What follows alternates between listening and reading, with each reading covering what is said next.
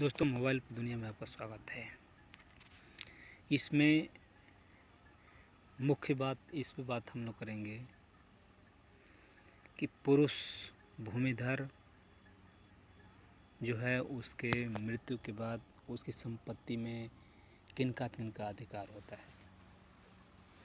ये बहुत कन्फ्यूजन वाली बात है कि बेटियों का अधिकार होता है या नहीं है, बेटियों का अधिकार है या नहीं है होगा। लेकिन बेटी अगर विवाहित हो जाती है, क्या उसका अधिकार बनेगा? तो आइए इसी क्रम में हम देखते हैं धारा 108 उत्तर प्रदेश राजस्व संहिता 2016 की धारा 108 में क्या वर्णित है। इसमें साफ साफ लिखा हुआ है धारा 108 में, पुरुष भूमिधर आसामी या सरकारी पट्टेदार के उत्तराधिकारी का समान क्रम हुआ है। उपधारा 2 के किसी एक खंड का निर्देश उत्तराधिकारी एक साथ समान अंश प्राप्त करेंगे। ये सब तो आपको नीचे दिए हुए उपधारा 2 का विवरण दिया है, कैसे माना जाएगा, किसे नहीं माना जाएगा। उसमें यह उसकी आसामी की सरकारी पूर्वत उत्तराधिकारी और जीवित हो, उत्तराधिकारी हो तो एक से अधिक विधवाएं हो तो समस्त विधवाओं को एक साथ समान अंश प्राप्त होंगे। यहाँ से उपधारा 2 शुरू हो जाती है। तो उपधारा 2 में क्या है?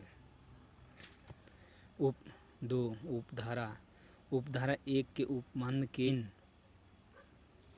पुरुष भूमिधर आसामी और सरकारी पट्टेदार के निम्नलिखित रिश्तेदार उत्तराधिकारी हैं। अर्थात अब यहाँ से शुरू है कौन कौन उत्तराधिकारी है, इसके बारे में आपको बताता हूँ। जो व्यक्ति उसकी विधवा, उसके अविवाहित पुत्री और उसके पुत्र, फर्स्ट अधिकारी ये है। इन तीनों में वो संपत्ति बांट दी जाएगी। मतलब उसकी स्त्री, उस विधवा मतलब उसकी स्त्री, अविवाहित पुत्री मतलब उसकी बेटियां जो होंगी अविवाहित हैं, और उसके पुत्र, इन तीनों में उसकी संपत्ति बांट दी जाएगी। अगर ये क्रम में कोई नहीं है तो नेक्स्ट उसके माता पिता को दिया जाएगा। अगर माता पिता भी अगर नहीं है तो गौ वाला तो ये निकाल दिया गया संशोधन में। तब उसके बाद उसकी विवाहित पुत्री का नंबर आता है।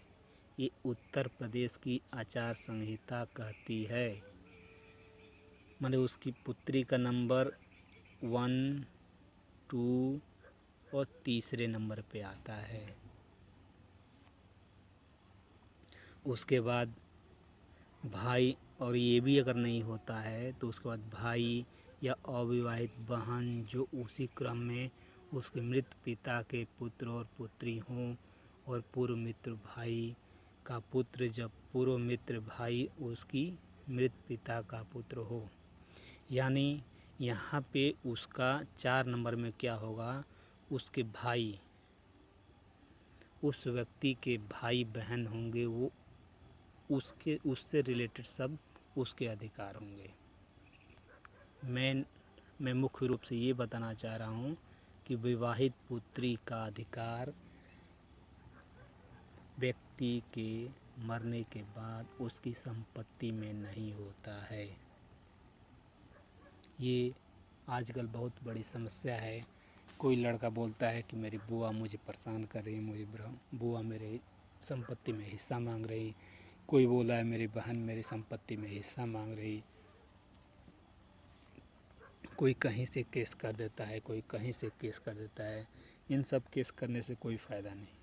जब यहाँ पे स्पष्ट रूप से लिखा हुआ है कि उसकी विधवा, अविवाहित पुत्री और पुत्रों को ही मिलेगा। उसके बाद अगर वो नहीं होते तो उनके माता पिता को मिलेगा, नहीं तो उसके बाद नेक्स्ट नंबर 1, 2 और तीसरे नंबर पे विवाहित पुत्री का अधिकार आता है। ओके दोस्तों, अगर वीडियो अच्छा लगे तो सब्सक्राइब करें, लाइक करें, शेयर करें। लाइक, शेयर एंड सब्सक्राइब करें। सतर्क रहें, सुरक्षित रहें, अपने दोस्तों का ध्यान रखें तथा अपना व्यक्तित्व इस प्रकार विकसित करें कि आपके साथ बच्चे, बुजुर्ग, महिलाएं आपके साथ सुरक्षित महसूस करें।